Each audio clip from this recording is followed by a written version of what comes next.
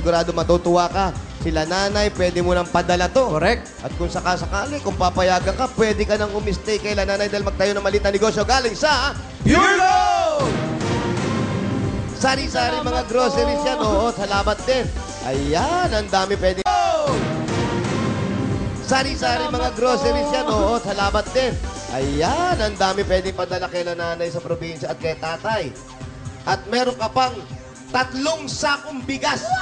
Oh, salamat po, boss. Ay, nako. At meron ka pang 5,000 galing sa Pure Gold. Alam mo naman sa Pure Gold, always panalo. Maraming salamat po sa Pure Gold. Pinakamalapit na Pure Gold Pasig, Pure Gold C. Raimundo. Yun. At yung magbubukas sa Webes, January 24, sa Pure Gold Junior Pan Plaza, Tarlac City.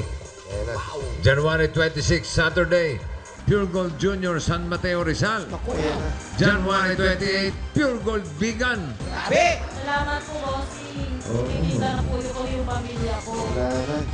Ikaw na. Wala na. Sinakop na tayo ng Pure Gold. Republic of Pure Gold, Philippines.